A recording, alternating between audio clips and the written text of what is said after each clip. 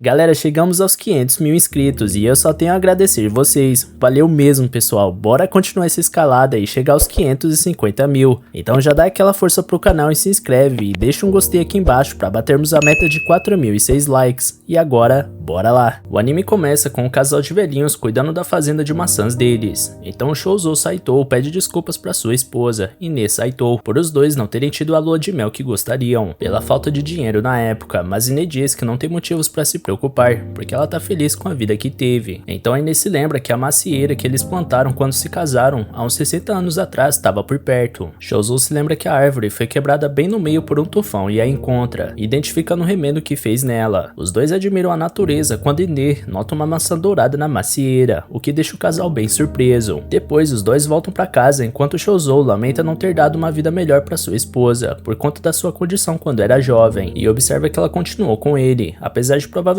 ter várias coisas que teria gostado de fazer. Shouzou chora no banheiro ao pensar no assunto, quando de repente se olha no espelho e percebe que por alguma razão misteriosa, ele tinha voltado a ficar jovem. Assustado, ele corre até Ine e descobre que ela também rejuvenesceu. Então o velho se anima para ter a lua de mel com a sua esposa. No dia seguinte, a neta do casal, Mino, aparece para fazer uma visita e fica em choque ao ver seus avós tão novos. Porém, depois que a surpresa passa, a garota fica encantada com a beleza do seu avô e fica um grude com ele. Mais tarde, o pai da Mino, Yoshiaki, leva ela para casa e a garota conta que seus avós voltaram a ser jovens, mas o homem leva como se fosse uma brincadeira da sua filha. No parque, alguns vizinhos refletem que estavam sentindo falta do casal Saito, que não estavam mais frequentando o local como antes, por conta da idade e da saúde. Porém, agora que os dois rejuvenesceram, Shouzou faz o maior sucesso com as velhinhas da vizinhança, enquanto Ine também mexe com os corações dos velhinhos. No passado, Yoshiaki pediu para seus pais irem morar com ele, afinal, a idade do casal estava avançada e o filho estava preocupado com os dois morando sozinhos. Porém, Shouzou recusou deixar suas terras, que pertencem à família há gerações. Enquanto Yoshiaki tentava convencer o velho a se mudar, Ine lavava as vasilhas junto com sua nora, Kaede, a esposa de Yoshiaki, que decide perguntar o que a sua sogra gostaria. Afinal, ela não tinha falado o que queria, mas Ine disse que pra ela tanto faz, porque desde que possa ficar ao lado do seu marido, qualquer coisa servia. No presente, Kaede vai visitar seus sogros para deixar alguns ingredientes que Ine tinha pedido, porém, ela fica surpresa ao encontrar Shouzou super jovem. Ele explica que sua esposa saiu para uma reunião do centro comunitário, agindo tranquilamente por pensar que sua neta já contou para ela a novidade, mas ao perceber o susto da mulher, Shouzou pede desculpas por ter agido tão naturalmente. Kaede, completamente em choque, pede para ir no banheiro, onde ela processa o que tinha acabado de ver e fica surpresa ao descobrir que tem um sogro gato. Depois, Kaede chama seu marido, que vai até lá com Mino, e Yoshiaki fica em choque ao ver seus pais e percebe que Mino tinha dito a verdade sobre os dois terem voltado a ser jovens. Então ele questiona Kaede não ter contado a novidade para ele assim que descobriu, mas ela explica que pensou que algo assim era melhor contar pessoalmente. Nesse momento, todos reparam em Mino grudado em seu avô, e Kaede repreende a garota, enquanto Shouzou deixa claro que ele só tem olhos para Ine,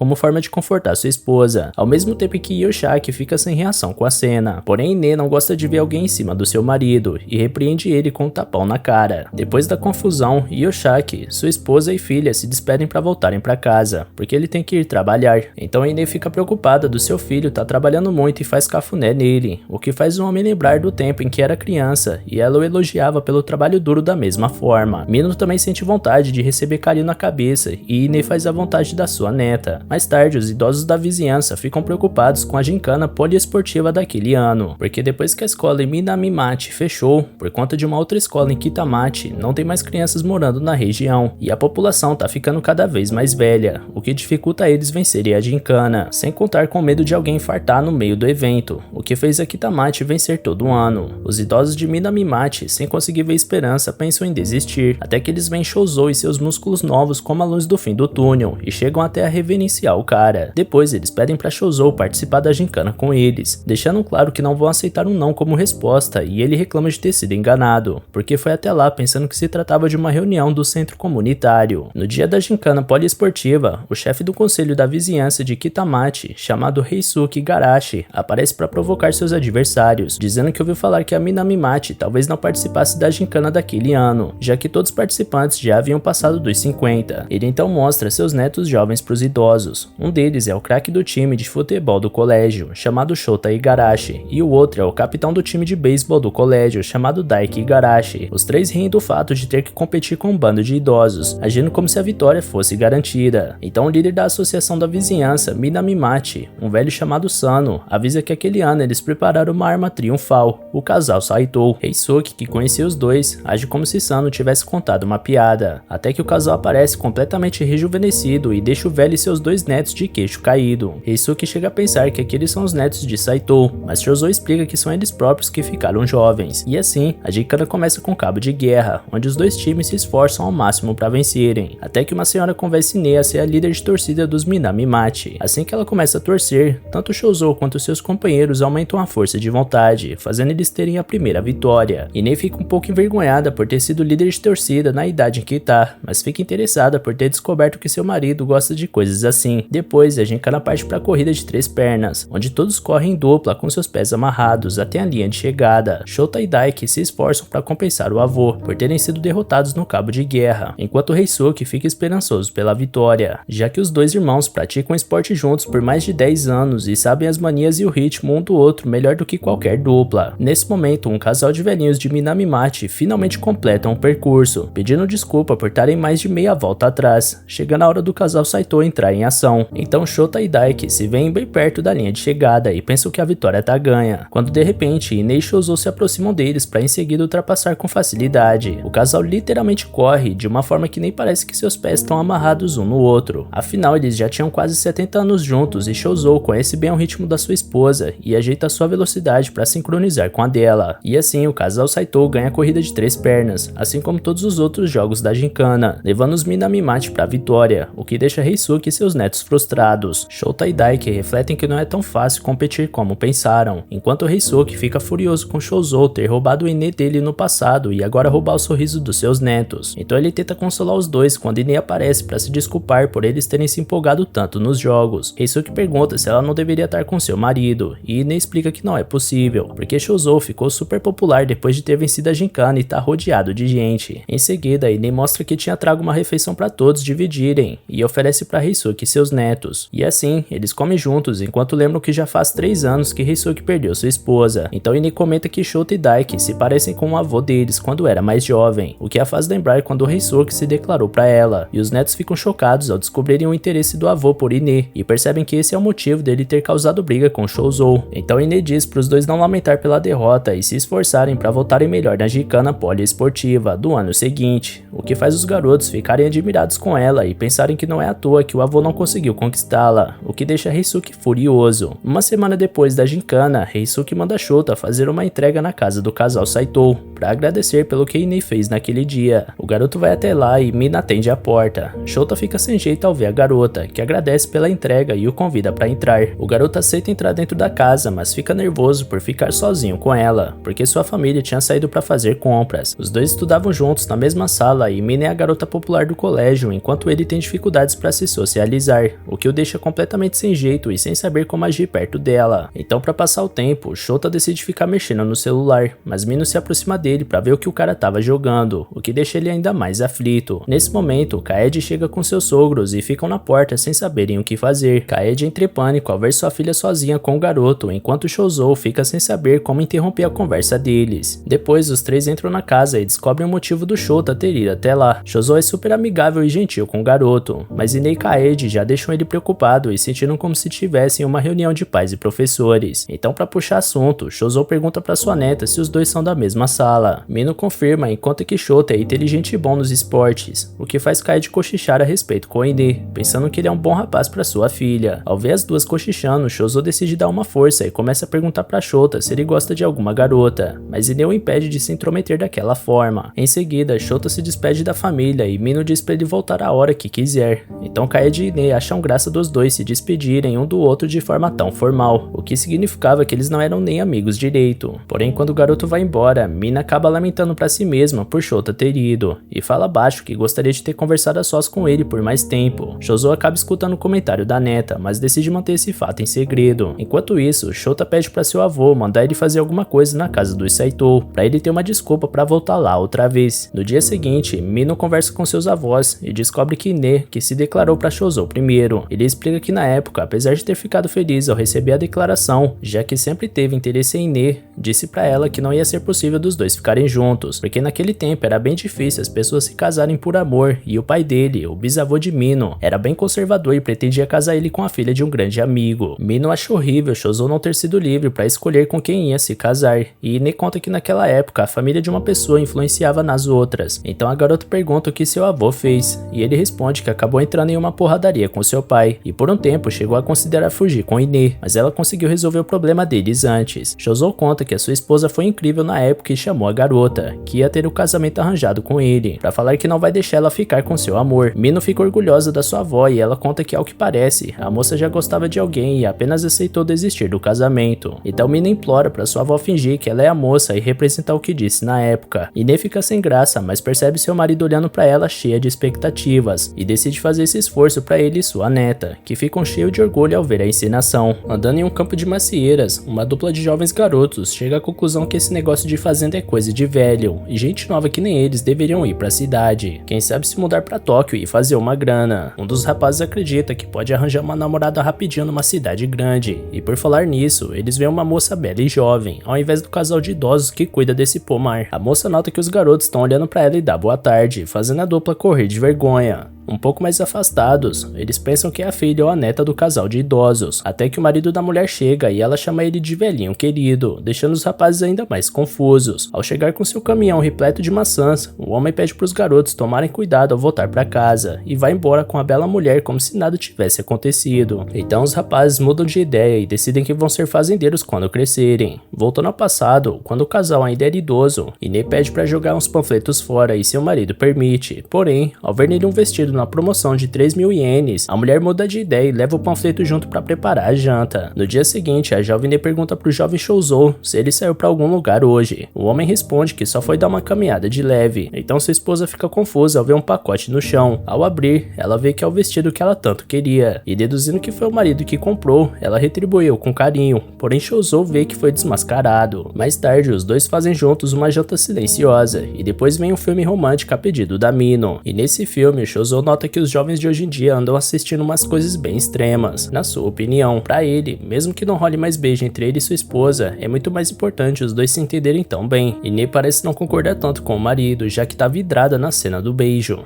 Quando Shouzo chama a atenção dela por isso, Ine não vê outra opção a não ser pedir uma coisa pra ele. Logo Shouzo aceita o pedido da amada e os dois reencenam o beijo que acabaram de ver no filme. Apesar do esforço, Ine não consegue sentir o efeito esperado, afinal, são 50 anos juntos e os dois não são mais adolescentes apaixonados. Com isso, o homem já assume aquela postura de eu avisei, porque segundo ele, isso é coisa pros jovens. Ine concorda de fachada, mas por dentro ela tava suando. No final da tarde, uma velha amiga do casal chega na casa dos dois e pergunta pra Mino se eles estão em casa, porque ela trouxe aspargos da montanha e outras coisas de presente. Como a senhora tinha um sotaque extremamente puxado, a jovem não conseguiu entender absolutamente nada do que ela estava dizendo. Para salvar a neta, Inês surge celebrando a vida da senhora Katia da peixaria. Katia não entende o que tá havendo, por isso questiona a amiga o motivo dessa formosura toda. Inês responde que só ficou um pouco mais jovem, então a senhora avalia a Mino para notar que realmente ela tem a mesma idade do seu querido netinho, por isso oferece a mão dele para a garota. Então Inês abraça a garota e diz que não vai deixar ela casar ainda, porém Mina adoraria se fosse com seu avô. Mais tarde, a filha do segundo filho do casal, Takahiro, brigou com o pai e fugiu para casa da avó. Mesmo feliz por ter onde passar a noite, a jovem Shiori não entende como a velha ficou nova desse jeito. Ine oferece alguma coisa para a garota comer, mas ela tá empurrada e recusa, porque o bullying que vem sofrendo tem impactado muito no seu psicológico. Shiori é a clássica nerd do colégio e além de zoada por isso, em casa seu pai age como se ela tivesse que corresponder às expectativas dele, forçando a garota a estudar medicina. Por isso, a garota acha que perdeu toda essa noite, sua vontade de estudar, sua perspectiva de futuro e o próprio pai. Porém, Ine argumenta que só o fato da garota estar chorando já é a prova que ela se importa e continua lutando. Quando criança, Shiori dizia que queria ser médica para curar todas as doenças do mundo, e mesmo que ela tenha mudado de cabeça hoje, Shiori nunca deixou de ser uma neta querida. Escutando isso, a mocinha cai no choro e aproveita o abraço da avó, além de pedir para jantar com ela. Em outra lembrança do passado, Ine pedia desculpas pro marido por eles não poderem viajar nas férias porque ela ficou doente, mas o homem é compreensível e coloca a saúde da mulher em primeiro lugar, e nem incentiva ele a levar o pequeno Yoshiaki para passear na praia. Porém, Shozo acha que não é a mesma coisa sem sua esposa do lado, e Ine brinca que o rapaz tá doido pra ver ela de biquíni, então ele bota a pilha que também quer fazer inveja nos outros caras da praia. Voltando ao agora, Ine acha que os jovens realmente estão mostrando demais o corpo em qualquer lugar, ultimamente, enquanto ela se pergunta que tipo de biquíni deixaria Shozo feliz ao ver ele lá usando. Ela sabe que ele é um tarado, mas talvez andar por aí com um biquíni curto seja demais pra ela. Sendo assim, ela decide usar o vestido branco que ganhou esses dias. De butuca na dúvida da avó, Shiori aconselha ela a ser mais ousada e mostrar esse corpo lindo que Deus deu pro mundo ver. E nem lembra a garota que é velha por dentro. Porém, Shiori não vê nada demais na avó se exibir um pouco pro maridão. Por fim, Ine decide pensar sobre isso enquanto faz a janta. Então Shiori avisa pro avô que a mulher foi embora e diz que ele não tem jeito mesmo, porque tudo foi um plano pra convencer Ine de usar um biquíni curto. De repente, o telefone toca e a Ine atende perguntando se é Yoshiaki. Do outro lado, o rapaz confirma que é, mas como sua voz não parece tanto, ele diz que pegou uma gripe que acabou com sua garganta. Desconfiada, a mulher resolve gravar a chamada, enquanto o homem na linha diz que a voz da Ine parece mais jovem. Depois disso, indo direto ao assunto, o suposto Yoshiaki diz que surgiu um imprevisto e por isso ele precisa de 200 mil ienes. Então ela anota o código para transferência bancária, mas antes de ligar, diz pro rapaz da outra linha que não é a mãe dele de verdade. Mas se o cara estiver precisando conversar com alguém é só ligar. Com isso, o homem desliga na hora. No dia seguinte, o cara que tentou um golpe pra cima da Ine acabou sendo preso. Vendo a notícia na TV, Shozo pede pra esposa ficar esperta, mas ela sabe bem que depois das 6 da tarde a linha telefônica vira terra de ninguém. Mais tarde naquele dia, Ine descobre que não precisa mais usar seus óculos, porque seu olho rejuvenesceu tanto ao ponto dela conseguir enxergar coisas que nem a jovem Mino consegue. Na segunda intenção, Mino pergunta se a avó consegue ler o que tá escrito no jornal, e assim que ela repete a matéria mostrada, Shozo aparece na cena. Então a garota faz um desafio pra avó, onde ela tem que ler as palavras que a neta apontar, e lendo uma por uma, Ine completa a frase: "Querido, você é encantador", e Mino usa isso pra dizer que a senhora tá flertando com a avó na cara dura. 5 minutos depois, o casal tava obrigando a neta a completar a frase: "Eu gosto de alguém", e essa pessoa é. Mas antes de completar, Mino tenta fugir do constrangimento, e até o avô fica com pena da garota. Algum tempo depois, Mino tá vendo outro filme de romance, até que pergunta pra avó se ela já andou de mãos dadas alguma vez com o avô, e ele responde que não, porque fazer isso é o equivalente a sair gritando na rua que tá namorando. Já pro Shozo, quando se fica velho, andar de mãos dadas é pra ajudar o outro a não cair duro. E escutando essas coisas, Mino comenta sobre a falta de romance entre o casal. Mais tarde, voltando das lojas da vizinhança, o casal se sente feliz por ter ganhado um pouco de repolho chinês. Como o clima tá frio, Shozo nota que sua esposa não tá usando luva na mão direita, e por dentro a mulher tá louca pro marido notar. Porém, se pegar na mão da mulher, Shozo acha que tá dando razão pra neta, e ele não quer dar o braço a torcer pra pirralha. Ine tenta jogar algumas indiretas pro marido sobre estar com frio, mas o homem desvia de todas. De repente, Ine olha pra mão dele, e com seu coração batendo forte, ela toma coragem pra andar de mãos dadas com seu homem. Algum tempo depois, eles contam a história de como ficaram mais jovens pro segundo filho deles, o Takahiro. O homem não sabe como, mas tem certeza que aqueles ali são seus pais com uma aparência jovem, por isso pergunta como eles se sentem, e os dois se dizem ótimos e cheios de vida. Examinando a estranha situação, Takahiro vê que a respiração da mãe ficou mais estável que antes, e o pulso desacelerou. Isso convence o filho de que seus pais ficaram mais jovens, então depois ele promete entregar os resultados quando estiverem prontos. No entanto, o exame da Ine aponta que ela tem um câncer no fígado, e como ela acabou de se recuperar de uma gastroenterite, recomendo que ela faça exame de sangue e tomografia, e com base nos resultados o tratamento será iniciado. Ao receber essa notícia, Takahiro lembra que se tornou médico para salvar sua mãe, mas no fim das contas, tudo que fez foi apresentar um bom médico para ela. Ao ver ela ficando mais fraca cada dia que passa, Takahiro se perguntava o que é capaz de fazer. Logo, mesmo não tendo feito nada diretamente, de alguma forma ele se sente recompensado por tudo que fez até agora, e por isso ele chora, enquanto se lembra de quando prometeu pra mãe que seria médico. No passado, conforme seus filhos iam crescendo, crescia junto o amor de Shozo e Ine pela fazenda e seu modo de vida, e parecia que tudo estava indo numa ótima direção. Foi de repente quando o tufão chegou e quebrou a macieira no meio. O casal fez de tudo para não deixar ela morrer,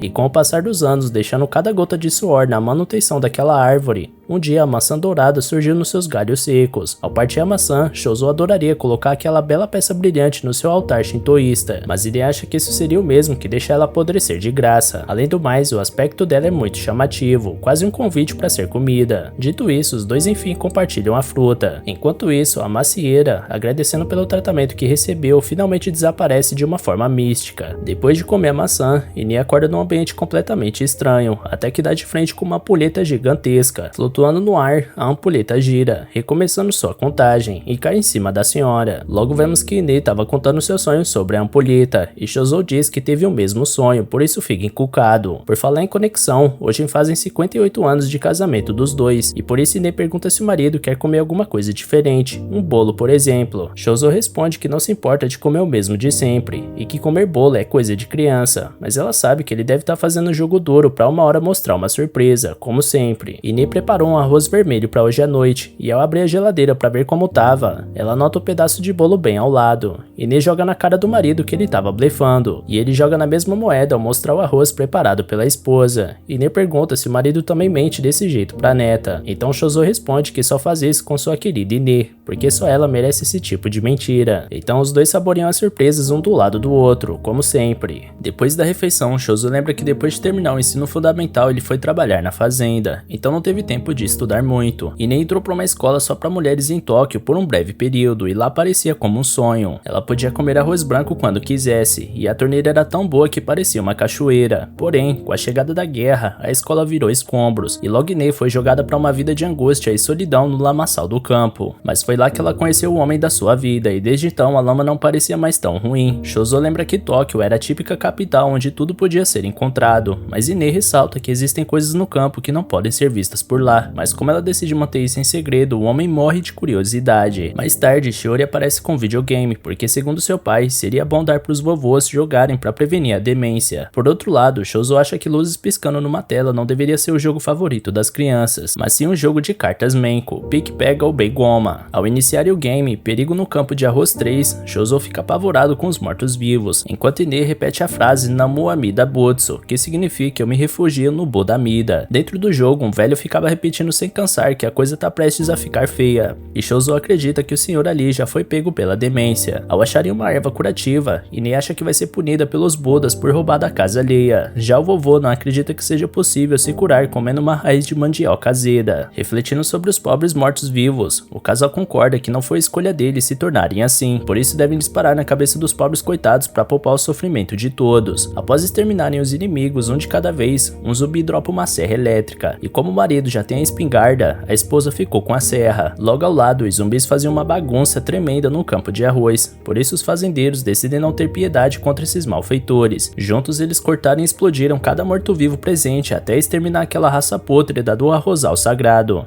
No dia seguinte, eles já tinham platinado o jogo, então largaram de mão por não ter mais nada pra fazer. Mais tarde, Mino chega em casa e reencontra Shiori depois de um longo tempo. Com uma carinha debochada, ela abraça a prima, que tenta empurrar a garota de volta. As duas estudam no mesmo colégio, mas como é em prédios diferentes, elas mal se veem. Na infância, elas até tiveram uma proximidade por sempre brincarem juntas, mas como Shiori faz questão de lembrar, são águas passadas. Pra Mino, o que não são águas passadas é o amor da Shiori pelos avós, e é tanto amor que a garota tá na casa deles até agora. Por isso ela pode pagar de braba, mas continua sendo um amorzinho por dentro. No entanto, Shiori tá irritada e corrige Mino, dizendo que não é bem assim esse papo de gostar dos avós, mas ela não contava com o pobre Chozo atravessando a sala nesse exato momento, porque ao escutar o que a Shiori disse, o velho tá prestes a ter um treco por achar que sua neta odeia ele. Com a teimosia típica de um pré-adolescente, a garota teima em não se justificar, mas logo dá o braço a torcer e explica pro avô que era só um jeito de falar. No final, ela não admite que ama o avô, mas pede pra ele não odiar ela, e só isso é o bastante pro senhorzinho amolecer o coração e agradecer por estar viva até esse momento. Passado algum tempo, Chozo é jogado mais uma vez no sonho diário em que ele está diante de uma ampulheta, assim como sua esposa. Chozo reflete que desde que ficaram jovens, eles têm aproveitado como podem um ao lado do outro, porém ainda existem muitas coisas que eles não fizeram, como a lua de mel em Yoshaki. Com o corpo rejuvenescido, agora é possível realizar sonhos que se perderam com a velhice, e o casal aproveitava cada momento como se a ampulheta pudesse virar de novo a qualquer momento. Até que nesse dia foi o que aconteceu. Ao acordar, Shouzo desperta sua esposa e mostra que perdeu a sua juventude de repente. Ele argumenta que felizmente ainda não sente as dores nas juntas como antes, mas crê que certamente sua esposa prefere a versão jovem do marido. Em resposta, Ine esclarece que não foi a versão jovem ou velha que fez ela se apaixonar, mas sim o próprio Shouzo Saito,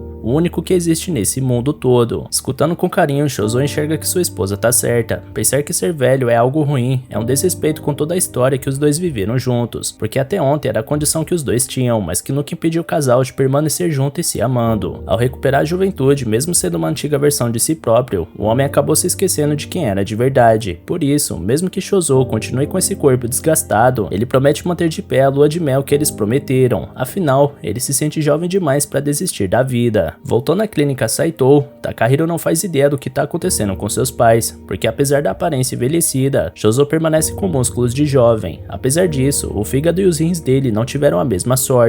Portanto é bom não se forçar. Logo depois, conversando só com sua mãe, Takahiro informa que seu pai tá um pouco mais saudável do que era antes de se tornar jovem de novo. Sendo assim, sua real preocupação é Ine, porque no momento ela tem o corpo de uma pessoa saudável de 20 anos, e caso ela envelheça dessa condição lentamente, é preocupante pensar no quanto de vida ela teria pela frente. De qualquer jeito, a mulher não teme por sua morte, mas pelo jeito que as coisas têm ido, seu marido certamente vai partir primeiro. Afinal, caso viva por mais 70 anos, seus próprios filhos já não estarão mais nesse mundo, ou quem sabe até suas netas, e isso é a última coisa que Ine quer, morrer sozinha. Mais tarde, Shouzo revela pra família que ficou velho mais uma vez. Ainda assim, ele mostra que o braço do pai ainda tá trincando, e ele prova isso numa queda de braço com seu filho. Yoshaki pede pro Kuroa não forçar a barra, mas ele tá bastante seguro de si, não tão seguro quanto o filho, que promete pagar um quarto com banho ao ar livre em Atami pro Kuroa se ele vencer a disputa. Na mesma hora, Shouzo sonha acordado com o Ofuro ao lado da sua esposa gata e despida, e por isso suas veias enrijecem como uma transformação Saiyajin da terceira idade, fazendo Yoshaki sentir a pressão. Mino, a juíza, abre contagem regressiva até o começo na disputa, que termina em um segundo com uma vitória cachapante do Sr. Shouzo Saito, que brinda com Ine o poder da taradice. Mais tarde, fazendo compras no centro de melhoria de habitação, Shouzo acha que desde que voltou a ser velho, as pessoas olham pra ele e Ine como se eles não fossem um casal de verdade. Por conta disso, o homem acaba se afastando da mulher por vergonha do que vão pensar, e confessa pra esposa que talvez seja melhor eles fingirem que não são casados quando saírem juntos. Ainda por cima, logo um atendente chega questionando se o senhor tá procurando um presente pra neta, e Shouzo decide não contestar, porém é a própria Ine que bate no peito e corrige o atendente, explicando que é a mulher desse homem. No caminho de volta pra casa, a mulher deixa bem claro que não quer ser nada além da sua esposa, independente do que os outros vão pensar. Com a passagem dos dias, Shouzo nota que Ine não tem comido do seu doce favorito na frente dele, mesmo que o casal tenha comido direto quando ficaram jovens.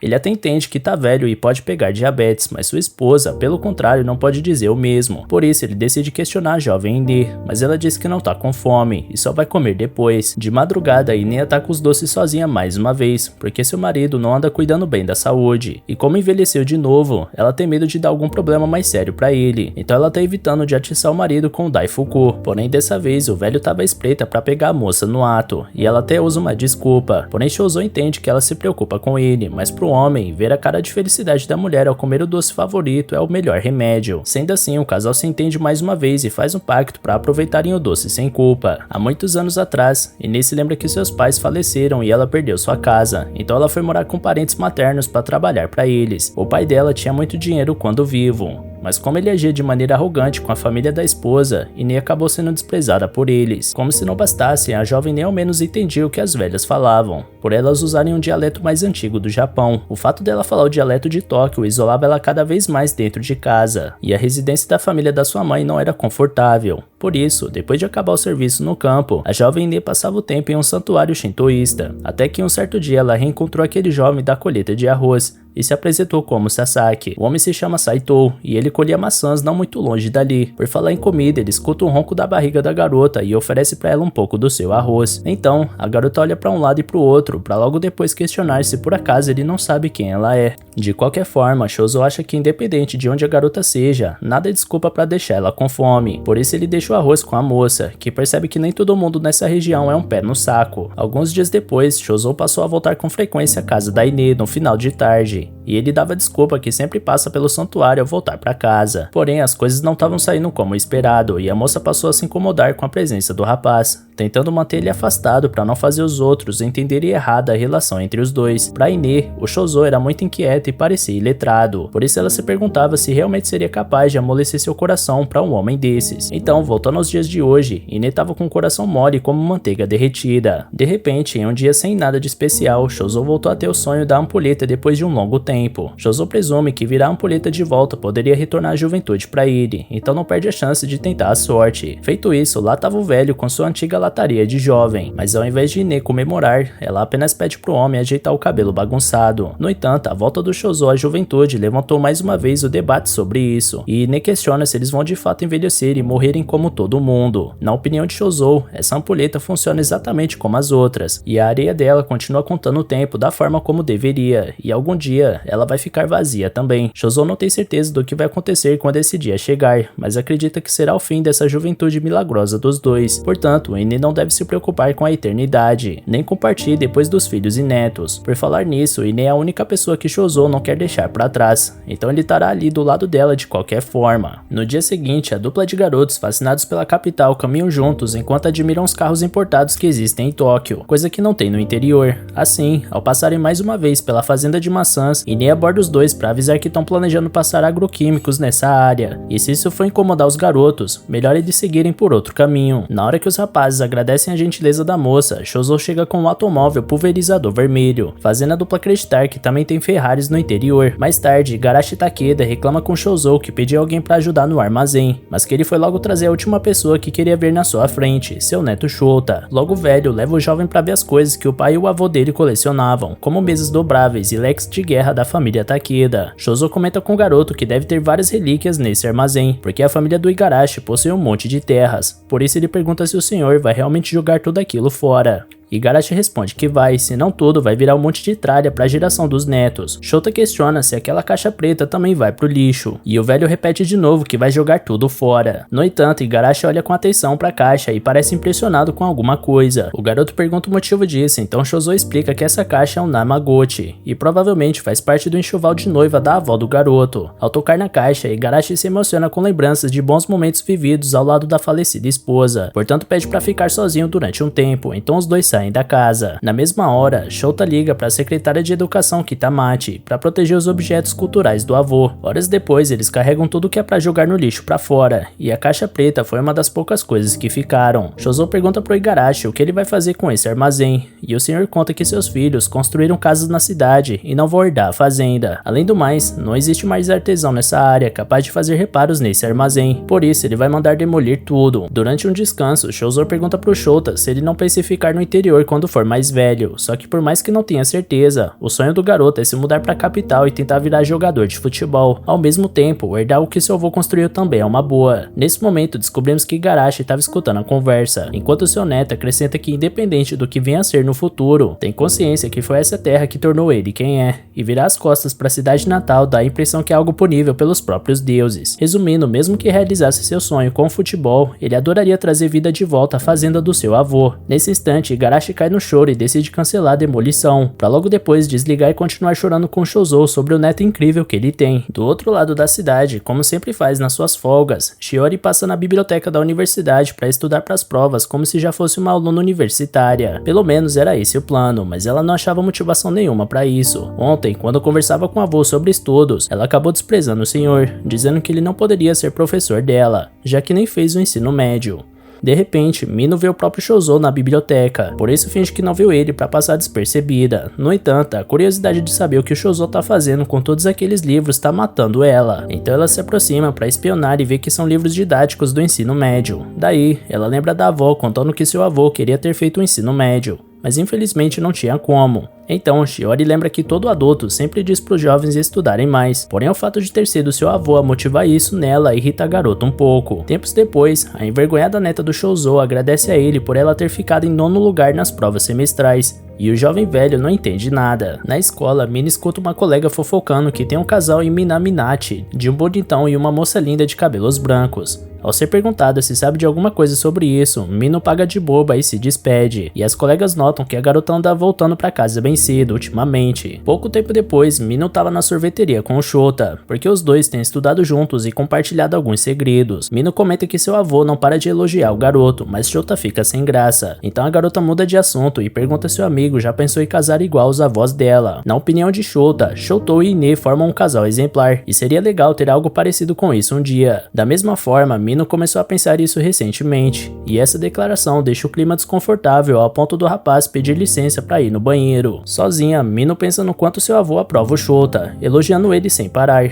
enquanto o garoto tenta se convencer diante do espelho que não tá no encontro. Chegando em casa, Mino conta sobre o festival cultural que vai rolar na sua escola, onde a sala dela vai fazer um café esse ano. Ine fica empolgada em poder levar o maridão pro colégio da neta, mas o Shouzo olha o calendário e vê que sábado é dia de pulverizar a fazenda, e domingo eles vão no Takahiro checar a saúde, portanto não vai rolar. Com isso, Mino pede pra avó ir sozinha, mas Ine não quer deixar seu homem pra trás e curtir o rolê sozinha. Foi então que o velho Shouzo olhou direito pro calendário e percebeu que essas tarefas eram pra outra semana, então tava livre pro evento. Sendo assim, ele convida sua esposa para acompanhar ele, e ela não seria capaz de rejeitar um pedido da querida netinha. Então, o final de semana chega e começa o dia do festival cultural do colégio Kita, e Shouzo lembra que o último dia em que pisou numa escola foi para evacuar um colégio em um tufão, e Ni tá bem animada para esse festival, até que uma garotada cerca o casal tentando vender comida, e uma garota derrama suco na blusa da Ine. Logo a garota se oferece para trocar a roupa da mulher com uma pessoa do clube da moda. Chegando na sala de costura, as estudantes ficam fascinadas com o quão bem caíram as roupas que elas emprestaram para Ine, enquanto Shouzo esperava do lado de fora, lembrando dos vários convites que a Ine disse ter tido para casar de forma arranjada com gente importante no passado. Naquele dia, o homem perguntou o que a esposa mais fazia no colégio para mulheres, e ela respondeu que amava música, então vivia tocando instrumentos como koto e piano, coisa que Shouzo adoraria ter visto. Logo, uma das estudantes chama o homem para entrar, e depois de todo esse suspense, Ine estava com um uniforme de colégio que encantou o marido de uma forma que ele não sentia há muitos e muitos anos. A própria Ine incorporou tanto seus anos de estudante com essa roupa que do nada passou a usar seu sotaque de antigamente, e Shouzo pensou que era amnésia da parte dela. Observando a esposa, ele repara que o olhar dela tá igual ao da época em que eles se conheceram, enquanto Ine comemora o fato deles poderem estar ali como jovens. Por falar nisso, Shouzo também se permite voltar alguns anos na juventude e implicar com sua esposa, por isso pergunta se a senhorita Sasaki tá interessada em alguém no momento. A mulher declara que não tem interesse em cavalheiros, mas a atuação dela foi tão perfeita que Shouzo começa a achar que sua esposa foi sugada pelo próprio espírito pré-adolescente. No entanto, Ine não aguenta mais manter a pose e cai na risada, porque ela mesma já estava se sentindo esquisita com a imitação.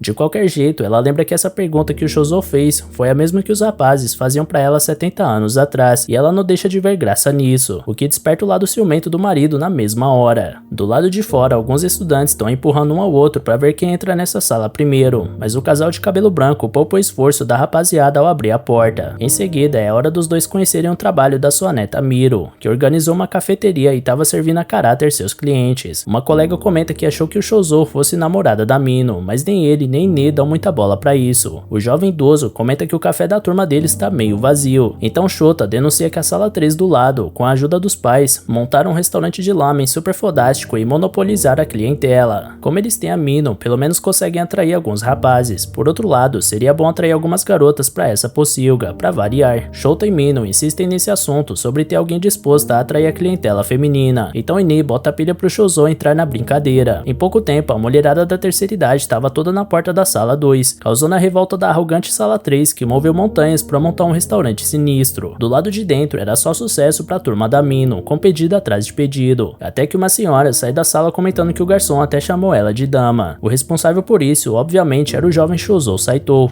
que arrastava a velharada a rodo pra sala 2. A cada vez que ele chamava as senhoras de damas, mais atiçadas elas ficavam. Mais tarde, vendo uma foto antiga da história do colégio do ensino médio Kitamachi, Ine consegue encontrar o Reisuke, e lamenta o marido não ter avançado na escola para também estar nessa imagem. Ao perceber que sua fala foi bola fora, ela volta atrás e se desculpa com o esposo, mas ele tranquiliza a mulher. Afinal, como bem se lembra, seu pai descartou o avanço do Shoto no colégio Kitamachi por falta de grana, e também porque ele era o filho mais velho, por isso deveria plantar e criar maçãs na terra dos seus ancestrais. Voltando atrás, Shouzo realmente viveu uma época em que desejou ter avançado no colégio, mas hoje ele pensa que foi bom não ter insistido nisso, afinal, não ter ido pra lá deu a oportunidade dele conhecer a Ine, por exemplo. Segundo Shouzo, essa foto foi tirada naquele santuário shintoísta abandonado, e o fato dele não estar na imagem é a prova de que ele estava do lado da futura esposa. Ine até tentou expressar sua emoção, porém um bando de pivete filmando o casal acabou murchando o momento. No final da tarde, Shota tá doido pra convidar a Mino pra dançar na frente da fogueira, mas a vergonha tá matando. Ainda por cima, a avó dela tá de marcação, então isso dificulta ainda mais a coisa toda. Como se não bastasse, a garota tava triste por não ter ninguém pra convidar ela pra dançar, até que Shouzo chega perto do moleque e repara que ele tava de olho na neta. Então entra pra puxar a Ine pra fora e deixar os dois pombinhos sozinhos. Feito isso, o garoto toma coragem e faz o convite. Enquanto rolava a fogueira, Ine reclamava porque queria ter visto a Minô dançando, mas Shouzo não queria invadir demais o território das crianças e prefere deixar elas mais soltas pra curtirem sozinhos. Algum tempo depois, durante um sonho, Ine tem certeza que usar aquele uniforme escolar transportou ela para tempos antigos da sua juventude, mas que agora, para entregar a papelada no governo,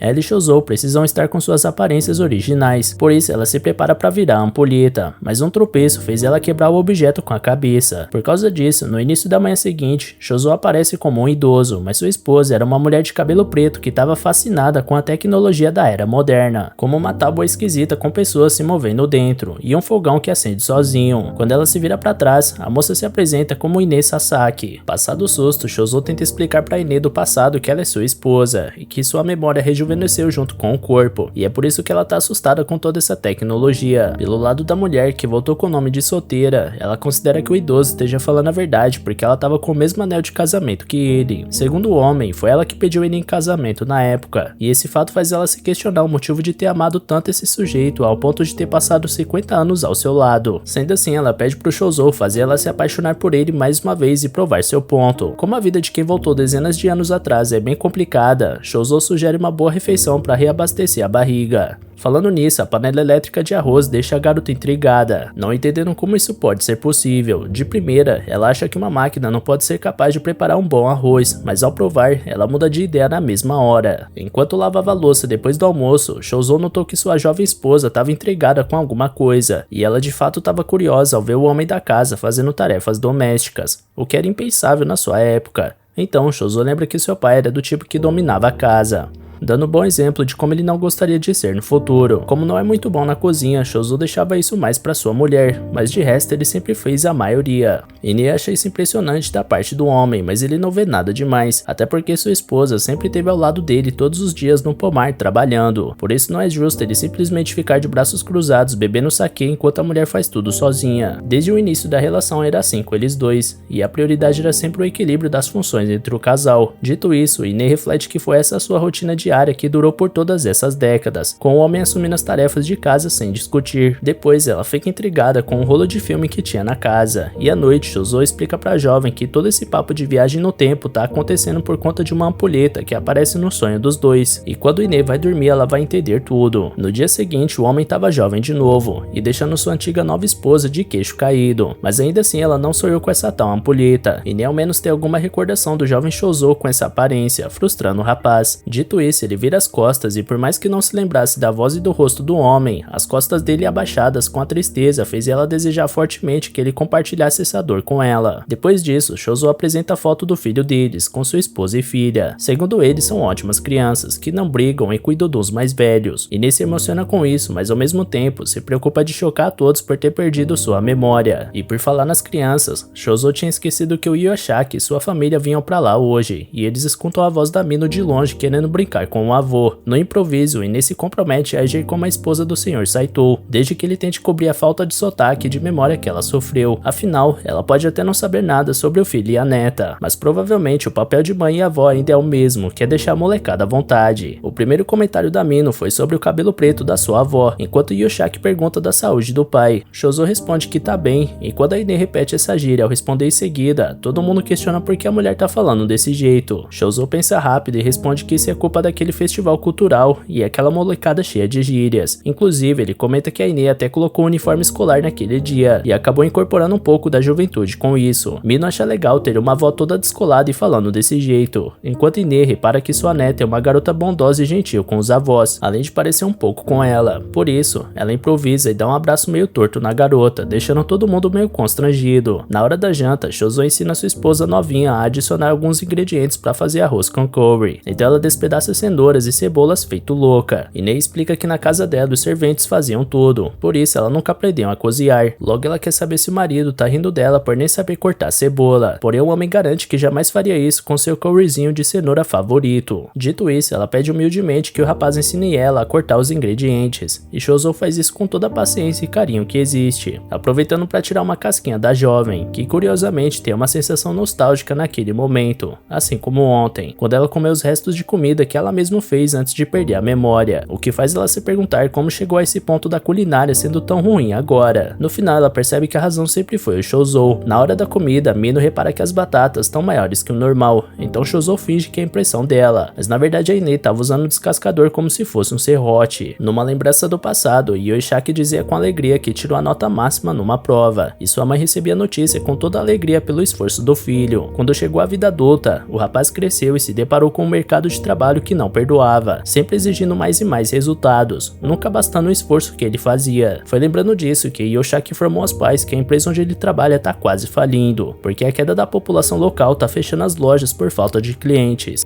Shouzo lembra que seu filho sempre pode vir trabalhar no pomar, porém o homem não quer dar trabalho aos pais a essa altura da sua vida, portanto ele deve se esforçar mais e mais, até que consiga sair dessa situação sozinho. Foi nessa hora que a Ine pega na mão do filho e diz que ele não deve se esforçar mais do que já está, porque enquanto as pessoas acima dele se aproveitam do seu comprometimento, mais eles vão lucrar nas suas costas e ainda jogar a culpa pra cima dele. Diante de tanta pressão, não tem problema dar um passo pra trás e admitir que tá triste, desde que no fim você reconheça que é importante se levantar novamente quando perceber que é possível. E no fim desse passo pra trás, é importante Yoshaki saber que lá estarão seu pai e sua mãe, sempre prontos pra ajudarem com o que for preciso. Afinal, não importa a idade, um filho sempre continua sendo um filho. Dito isso, Yoshaki se abre ao ponto de escorrer o nariz enquanto desabafa com os pais. Depois de 2 garrafas de cerveja, Yoshaki diz que é Ine sua mãe, mas meio que não tá parecendo sua mãe, porque ela tá passando uma sensação diferente. Com medo de ser descoberta, Ine faz um cafuné no filho embriagado pra fazer ele apagar e sentir que ali é de fato a mãe dele, apesar dos pesares. No dia seguinte, Shouzo leva sua esposa até o lugar onde ela se declarou pra ele, mas até o momento ela não se lembra de nada especial naquele local. Por isso, ela sugere que eles façam uma encenação de como foi aquele momento no passado para ver se isso refresca a memória dela. Dito isso, os dois se sentam juntos e Shouzo diz que ela começou segurando a mão dele. Ine bota fé no marido e segue os passos dele, com os dois sentindo vergonha ao tocarem os dedos. Porém, Ine sai do papel e fala o quanto isso tudo é idiota, porque ela jamais faria isso. Então a volta pra casa foi naquele clima de guerra fria depois de uma discussão de casal. Algum tempo depois, Ine vai visitar sua irmã mais velha no hospital de Hirosaki. Ine se lembra que sua mana sempre protegeu ela nas vezes em que ela sentia medo dos trovões, mas agora a irmã estava tão velha que nem respondia. Com isso, Ine repara no quanto a passagem do tempo é cruel, porque sua mana só se lembrava da mãe nesse ponto da vida. Por isso a pessoa que mais acolhia ela nos tempos difíceis está ali, mas ao mesmo tempo não tá. Nesse meio tempo, Ine nota que Shouzo teve ao lado dela esse tempo inteiro, mesmo que em silêncio, como que dizendo sem dizer que ela não tá sozinha. Por isso ela puxa ele pra perto de si, mas na verdade o velho só queria ir no banheiro, mas não queria levantar. Durante a visita, a senhora Tsuru se sentou em frente ao piano como costumava fazer, porque era uma excelente pianista na sua juventude. Hoje, tudo que ela faz é sentar em silêncio sem mover seus dedos, então Ine toma uma atitude. Ao tocar piano para sua irmã, ela se lembra de quando Tsuru acompanhava ela, seja com qual música ela quisesse tocar. Nesse momento, Tsuru não deve se lembrar nada da terra natal onde passou a maior parte da vida, ou nem mesmo da Ine, mas certamente a música trouxe um brilho de volta aos olhos da senhora, que aperta uma das teclas com o dedão, deixando sua irmã de cara, pra logo começar a tocar ao lado dela como nos velhos tempos, e cantando uma canção que fala sobre ainda sonhar com aqueles dias, mesmo hoje. No fim, Tsuru diz que não sabe quem é a moça ao lado, mas que ela toca muito bem. Ao escutar aquilo, enquanto a música tocava no piano, Ine chorava ao ter a oportunidade de finalmente finalmente ver sua irmã pelo menos mais uma vez. Semanas depois, a memória da Ine ainda não tinha voltado, e agora era a primeira vez onde ela estava sozinha, porque seu marido foi na reunião da associação. Ainda hoje ela não vê sinal algum de ter se apaixonado por ele, e deixar uma garota sem memória sozinha numa casa estranha certamente não é um ponto positivo para ele. Além disso, o curry que ele fez não tá lá essas coisas, fora ele não perceber que sempre que ele não tá presente, ela fica ansiosa com tudo, e nem reconhece que não deveria ficar ansiosa, já que tá ali há tempo bastante para saber como se virar por ali sem precisar de ajuda. Mas ainda assim, por alguma razão, ela não consegue se acalmar. Talvez só a presença dele ao seu lado deixe as coisas mais tranquilas, e por isso ela deseja que ele volte logo. De repente, a memória do Shozou dizendo que nunca deixaria Ine para trás surge, enquanto a ampulheta quebrada se reconstrói. Aos 16 anos, Ine se declarou para o seu futuro marido. Foi meio de brincadeira, mas depois disso ele passou a voltar no santuário todo santo dia por ela. Os parentes com quem ela morava não se davam bem com a família do Shozou e proibiram a garota de ver ele, e depois de um longo tempo separados, Shozou apareceu um dia na casa dela diante de uma forte chuva e implorou para eles namorarem. Nesse dia ele estava com um machucado no rosto depois de ter brigado com o pai, e dias depois Ine adoeceu seriamente e desmaiou. Então Shozou cuidou dela e pagou pelo tratamento. Ine acha que tudo isso é um sinal de que essa relação só traz azar, porém o homem não se importa com os absurdos que atingem eles, porque ele ainda vai continuar amando ela para sempre, e de fato ele cumpriu essa promessa. Nesse instante, Shozou chega em casa depois da reunião e Ine vai atender ele correndo, e enquanto seu cabelo ficava branco no caminho,